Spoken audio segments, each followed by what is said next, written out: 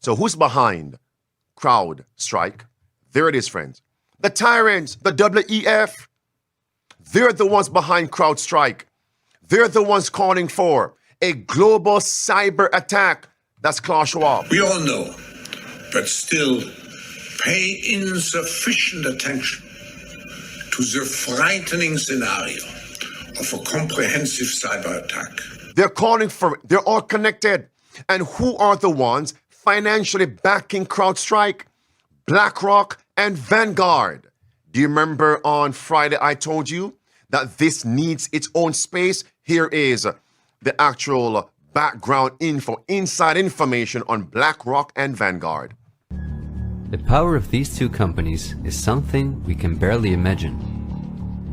Not only are they the largest institutional investors of every major company on Earth, they also own the other institutional investors of those companies, giving them a complete monopoly. According to a report by Bloomberg, one of the most respected institutions in the world in the field of financial data and analytics, experts expect that by 2028, both companies will collectively manage about $20 trillion in investments, and in the process will own almost everything on Earth. You the own same everything. Bloomberg called BlackRock the fourth arm of government, because it is the only non-government entity that has a close relationship with the federal banks, also called the central banks.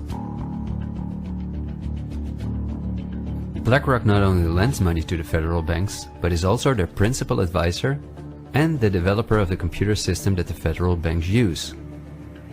Dozens of BlackRock employees had senior positions in the White House during the Bush and the Obama administrations, and currently under Joe Biden.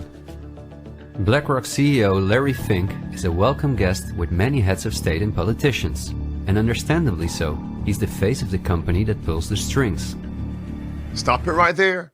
It's clear now. They are the ones pulling the strings. And notice carefully, monopoly, monopoly. What does inspiration say about monopoly? In the last days, gigantic monopolies will be formed. It's a sign of the last days. Vanguard, BlackRock, monopolies. Notice, by 2028, they will own upwards of 90% of the world's resources. What will they unleash on society? Slavery. Look at this right here. And what are we told in volume 9, page 11? There is going to be, among the agencies of evil, a combining of forces and consolidating. What does that mean? Monopolies. Great changes are soon to take place in our world. And the final movements will be rapid ones. Monopoly, we're here.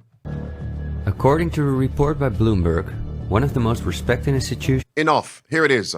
And Isaiah chapter 5 verse 8 says, monopolies will be a sign of the last days. The Bible also confirms, woe unto them that join house to house and lay field to field. Wait a minute. Will they be also buying up lands in America? Agricultural lands? That's what the Bible says. Join house to house. Will they also buy up residences, homes, lands, till there be no place that they may be placed alone in the midst of the earth? The merchants of the earth, listen to this now. Yet Larry Fink does not pull the strings himself. In fact, BlackRock itself is owned by shareholders. And if we look at who those shareholders are, we come to a strange conclusion.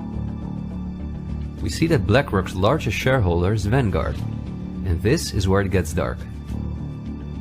Vanguard itself has a unique structure that makes it impossible to see who its shareholders or clients are. The elite who own Vanguard don't want anyone to know that they are the owners of the most powerful company on earth. The most powerful companies on earth. These are merchants. Now, friends, who does the Bible say oversee and control the merchants of the earth? This is not speculation, it's Bible. Revelation 18, verse 2 and verse 3, it is Babylon. Now, Richard just said, while the video was playing, since Vanguard, BlackRock, and the others will own upwards of $20 trillion and the resources and assets in the world by 2028, how wealthy is the Vatican? Since the Bible says she controls all the merchants,